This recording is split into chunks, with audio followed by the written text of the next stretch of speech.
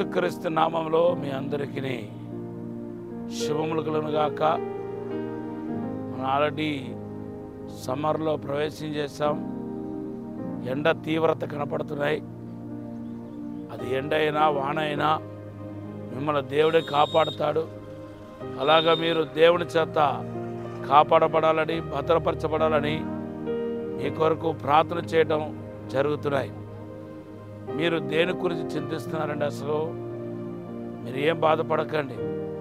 మీరు బాధపడటం వల్ల మీరే మీ ఆరోగ్యం చీలించిపోతే తప్ప కలిసి వచ్చేది ఏమీ లేదు.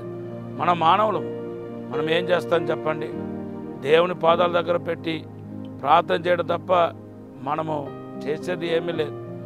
కొన్ని విషయాల్లో మనము జీరో అన్నమాట, చేతగాని వారము, కంప్లీట్గా చేతగాని వారము.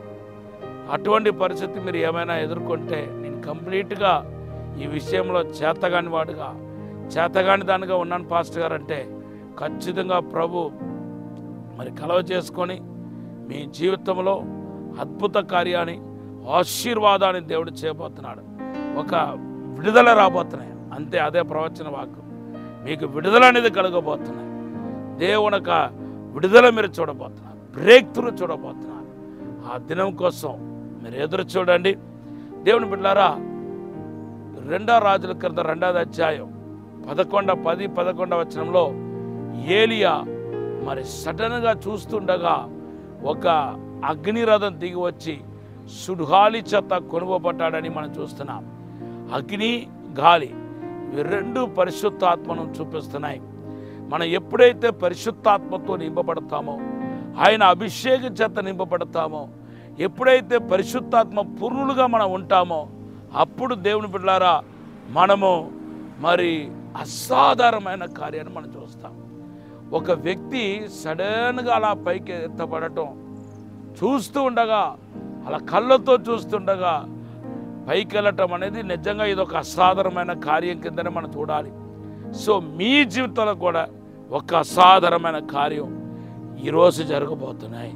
ఒక సూపర్ నేచురల్ థింగ్స్ ఏదో జరగబోతున్నాయి. దానికి మీరు పరిశుద్ధాత్మ పూర్ణులుగా, అభిషేక్తులుగా ఉండాలి. విచారకరమైన విషయం ఏంటంటే, మీలో చాలామంది ఇంకా పరిశుద్ధాత్మ పొందకుండా ఉన్నారు. పరిశుద్ధాత్మ పొందారని దానికి రుచి ఏంటంటే అన్య భాషలు మాట్లాడటం. దానికి బైబిల్లో కావలసినంత రుచులు ఉన్నాయి. అపోస్తల కార్యం 2:4 పరిశుద్ధాత్మతో నింపబడిన భాషలో మాట్లాడారు.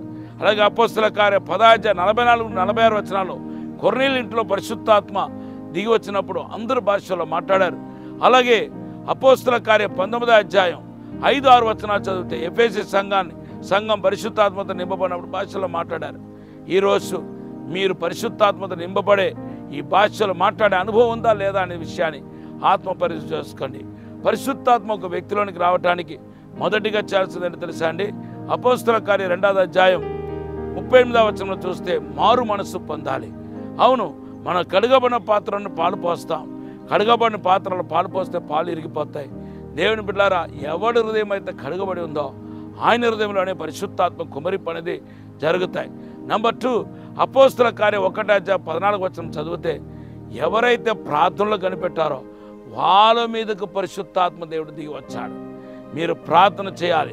ఎందుకంటే లూకా సువార్త 11:13లో అడుగుతున్న వారికి ఎంతో నిశ్చయముగా పరిశుద్ధాత్మను ఇస్తానంటున్నాడు. 3వదిగా వాక్యం వినాలండి, వాక్యం చదవాలండి. అపోస్తల కార్యం 10వ అధ్యాయం 44-46 వచనాలు చదివితే కొర్నేలి ఇంట్లో పేదరు ప్రసంగించుకుంటగా వాక్య ఆత్మచేత నింపబడ్డాడు. అందుకొరకు కీర్తన 39:1-2 రాయబడి ఉంది, ఆయన వాక్యాన్ని ధ్యానించగా నా హృదయంలో మంట పుట్టిన అనే మాట రాయబడి ఉంది. దేవుని బిడ్డలారా, అపోస్తల కార్యం 19వ అధ్యాయం 1-6 వచనాలు చదివితే మిమ్మల్ని ఆత్మలోనికి నడిపించే ఒక సేవకుడు ఉండాలని అర్థమవుతుంది. ఎఫెసీ సంఘానికి పరిశుద్ధ పౌలు నడిపించబడుతున్నప్పుడు అప్పుడు వాళ్ళందరూ పరిశుద్ధాత్మతో నింపబడ్డారు. మీకు కూడా ఒక సహాయకుడు, మిమ్మల్ని ఆత్మ అనుభవంలోనికి లోతుకు తీసుకెళ్లే వ్యక్తి ఉండాలి.